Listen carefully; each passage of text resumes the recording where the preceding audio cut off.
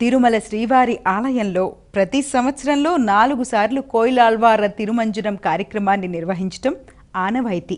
ఉగాది, ఆణివార ఆస్థానం, బ్రహ్మోత్సవాలు, వైకుంఠ ఏకాదశి పర్వదినాల ముందు వచ్చే మంగళవారం కోయిల ఆళ్వార తిరుమంజనం నిర్వహిస్తారు. ఈ సందర్భంగా ఆనంద నిలయం మొదలుకొని బంగారు వాకిలి వరకు శ్రీవారి ఆలయం లోపల ఉపదేవాలయాలు, ఆలయ ప్రాంగణము, పోటు, గోడలు, పైకప్పు, పూజా సామగ్రి తదితర వస్తువులను నీటితో శుభ్రం చేస్తారు. స్వామివారి మూల విరాట్టును వస్త్రంతో పూర్తిగా కప్పి ఉంచుతారు. అనంతరం సుగంధ ద్రవ్యాలు కలగలిపిన పవిత్ర పరిమళ జలాన్ని ఆలయమంతటా ప్రోక్షణం చేస్తారు.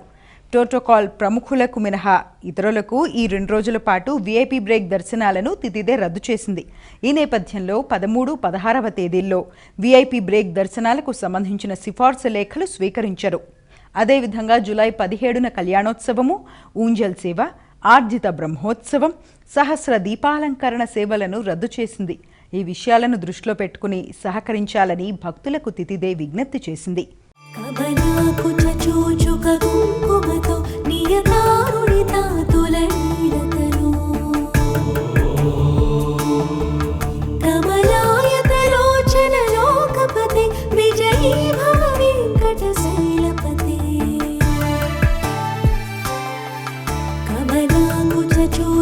కుంకుమతో నియతారుణితా తులనీడతను